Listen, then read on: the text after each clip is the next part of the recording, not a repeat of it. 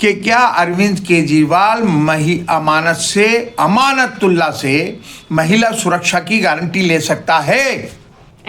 केजरीवाल से मुसलमान और जितना अमानतुल्लाह से नाराज हैं, पूरी दिल्ली का मुसलमान उससे कहीं ज्यादा केजरीवाल से नाराज है।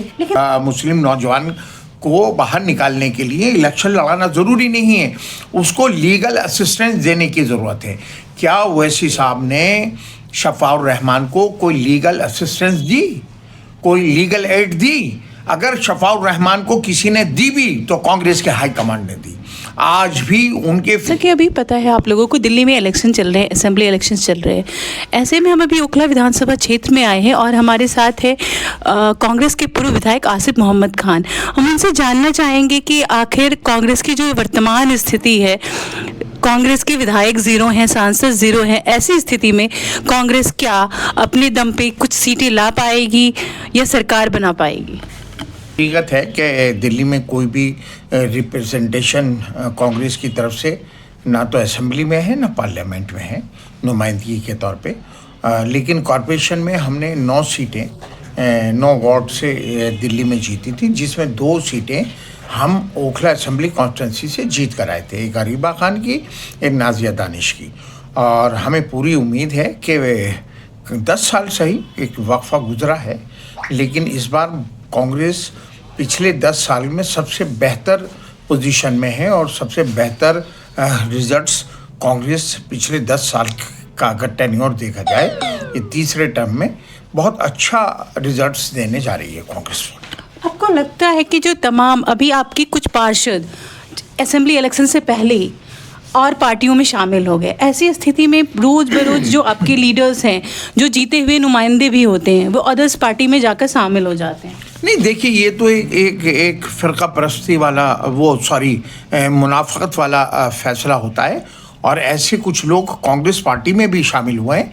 अभी कल भी एक आम आदमी पार्टी का पार्षद काउंसलर कांग्रेस में पार्टी में शामिल हुआ, एक्स एमएलए भी हुए और प्रेजेंट एमएलए भी हमारी पार्टी में आम आदमी पार्टी के शामिल हुए हैं।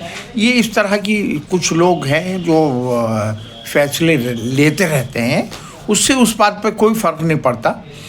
लेकिन अब जो नताइज हैं कॉर्पोरेट जो असेंबली के आने वाले हैं, उसमें कांग्रेस पिछले ये 3 टर्म वाला, अब ये तीसरा इलेक्शन होने जा रहा है, उसमें सबसे अच्छी स्थिति में और कांग्रेस पार्टी का जो हाईकमांड है उसने भी बहुत इस इलेक्शन को सीरियसली लिया है और हम खाता ही नहीं बल्कि हम उस पोजीशन पे इंशाल्लाह। आप ओखला से विधायक रहे हैं और अभी 10 सालों से अमानतुल्लाह खान यहाँ के विधायक हैं, आपको लगता है कि ओखला में कुछ विकास हुआ है या बदलाव आया है?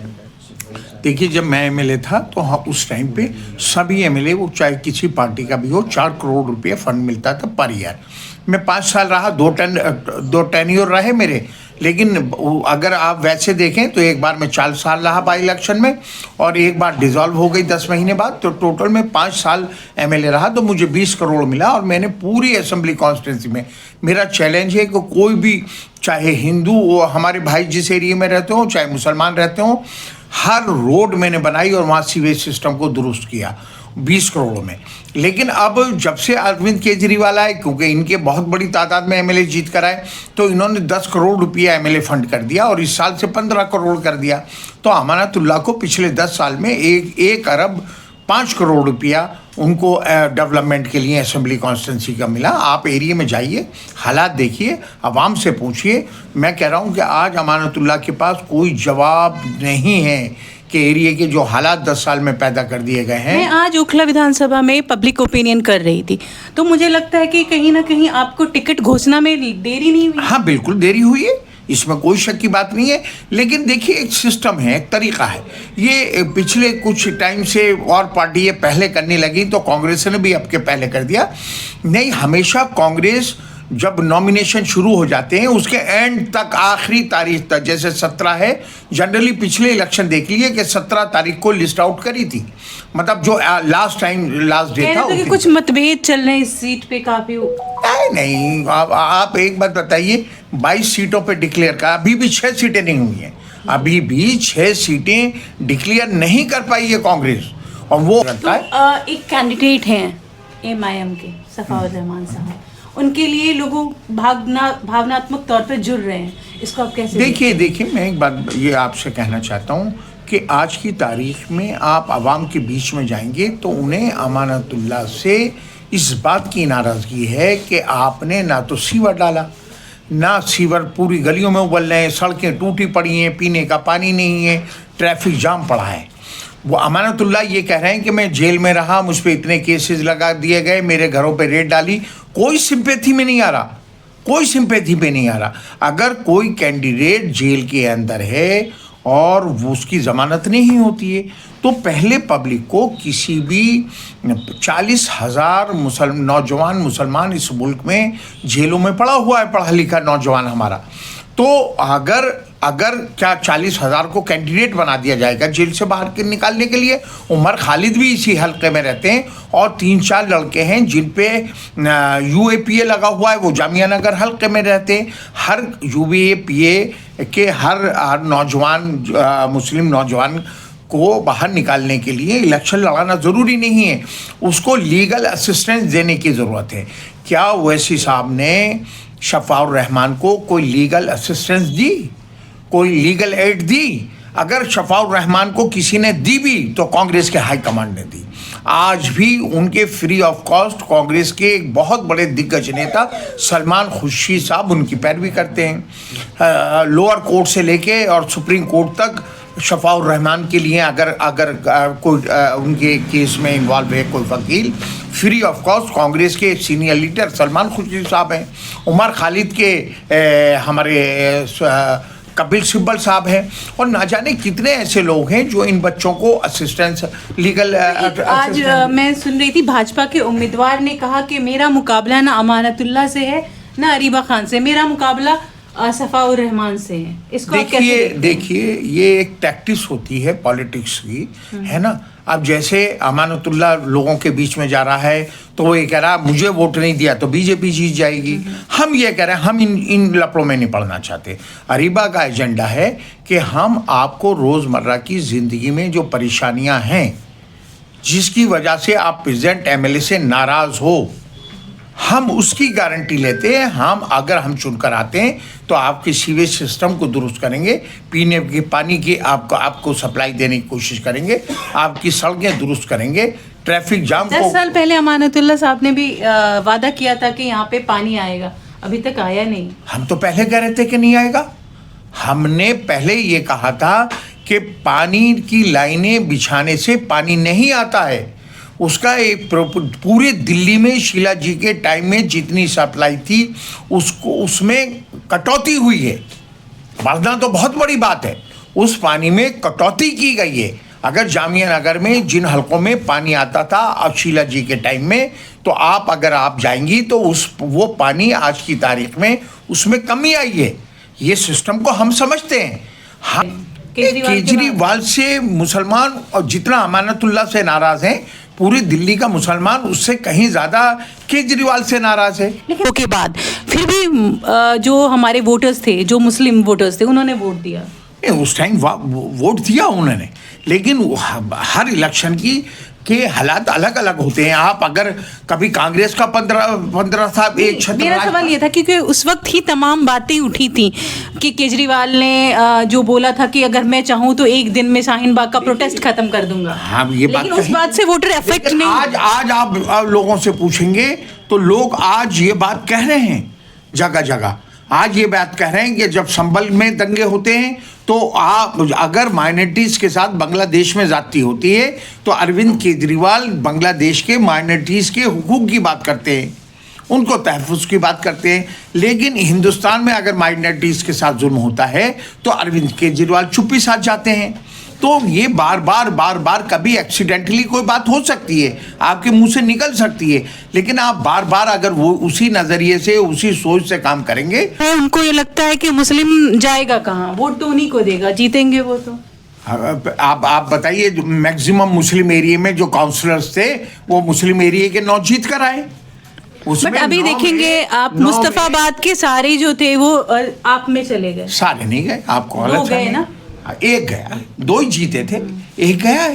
तो वहाँ का बहुत से लोग कांग्रेस में आ गए उसमें क्या बात है? अगर सीलमपुर का एमएलए, अभी तो एमएलए कहलाए जा रहे हो, एक्स नहीं हुए हैं वो, जब तक अगली ओथ ना हो जाए। वहाँ का सिटिंग एमएलए कांग्रेस पार्टी में आ गया।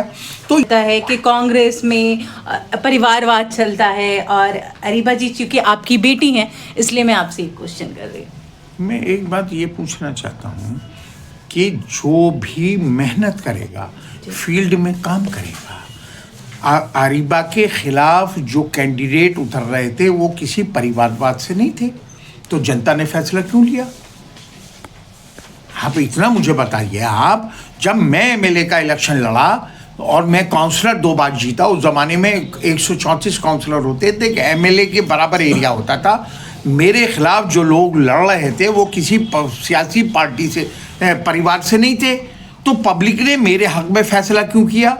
मैं एमएलए लड़ा तो मेरे खिलाफ जो लोग लड़ रहे थे वो किसी सियासी परिवार से नहीं थे, 2 बार मेरे हक में फैसला लिया। अब अरीबा अगर सियासी परिवार से थी तो अरीबा के खिलाफ जो लोग लड़ रहे थे, एक तो एमआईएम का लड़ रहा था, एक आम आदमी पार्टी का सिटिंग काउंसलर लड़ रहा था, वो तो किसी सियासी परिवार से नहीं थे। तो जनता ये फैसला क्यों करती है? तो जनता से पूछिए, आप हमसे मत पूछिए। पब्लिक डोमेन में एक क्वेश्चन बार विपक्षी पार्टियां पूछती हैं, इसलिए इस, और फिर पब्लिक डोमेन में आती है और पब्लिक ही वोट देती है। पब्लिक ने ही तो अरीबा को जिताया। जो अरीबा से हारे कैंडिडेट वो किसी सियासी परिवार से नहीं आते थे, उन्हें हराया किसने? पब्लिक ने हराया ना। जनता ये नहीं देखती आप किस परिवार से हो या किस खानदान से हो। जनता ये देखती है कि भाई हमारे दुख दर्द में कौन काम आ रहा है। अरे अरीबा अगर हम आ रहे थे तो 1 मिनट में पब्लिक ने नकार भी दिया।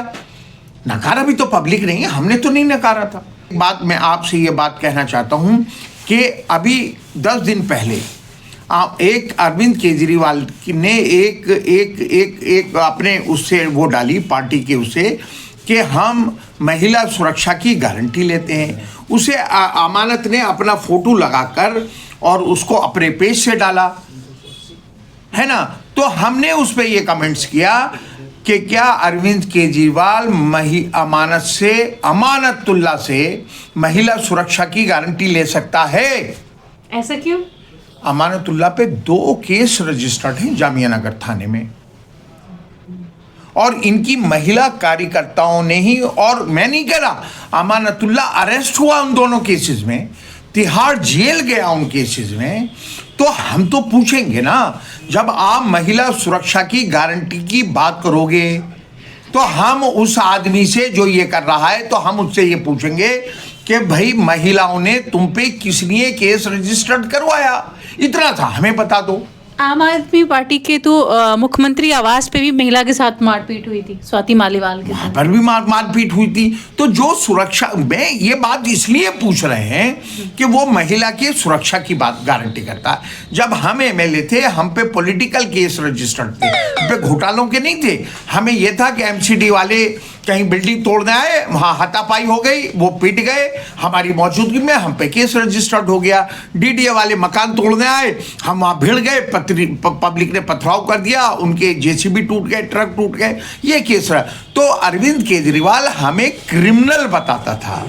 अरविंद केजरीवाल ये कहता था कि भाई ये जो पॉलिटिकल लोग हैं, कांग्रेस पार्टी के एमएलए, इनके शजरे ढूंढो, इन पे देखोगे इन पे कितने क्रिमिनल केस रजिस्टर्ड हैं। और आज आम आदमी पार्टी के एमएलए के खिलाफ जितने केस हैं, या तो भ्रष्टाचार के केस हैं, या महिलाओं के साथ बदतमीजी करने के केस हैं, या फर्जी डिग्रियों के केस हैं, है ना, इस तरह के जो क्रिमिनल केस होते हैं वो रजिस्टर्ड है। तो हम तो पूछेंगे ना इन हालात में। आप क्या कहना चाहते हैं कि अमानतुल्लाह महिला विरोधी हैं?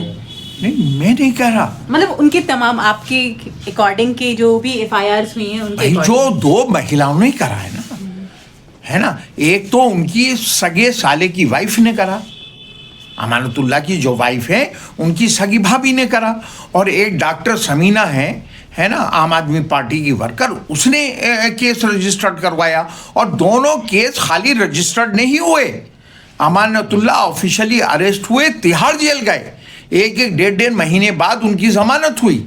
ये मैं नहीं कह रहा। आप जामिया नगर थाने जाइए और आप थाने का रिकॉर्ड आप SHO से इतना पूछ लीजिए, क्या इस तरह के 2 केस रजिस्टर्ड हुए अमानतुल्लाह के खिलाफ, महिला विरोधी, है ना, वो महिलाओं ने करवाए हैं। तो जब महिला सुरक्षा की गारंटी की बात वो करेंगे तो हम ये पूछेंगे कि भाई महिलाओं को छेड़ने का आप पे केस रजिस्टर्ड क्यों हुआ था, थोड़ा सा हमें ये भी बात बता दीजिए। अब वो कहेंगे साहब वो तो फर्जी हुआ था। तो फर्जी तो फिर जो चोर चोरी करता पकड़ा जाता वो भी कहता है कि पुलिस ने मुझे फर्जी फंसाया। जिनका यहाँ रेडें पड़ती हैं वो भी ये कहते हैं कि साहब हमें बीजेपी पर ED परेशान कर रही है। तो कोई भी अपना, हर आदमी अपना आप को साफ सुथरा बताता है। चलिए शुक्रिया। बहुत कुछ। ओखला विधानसभा की जनता से क्या कहना चाहेंगे? मैं देखिए, मैं 30-35 साल से ओखला की जनता के बीच में मौजूद हूँ।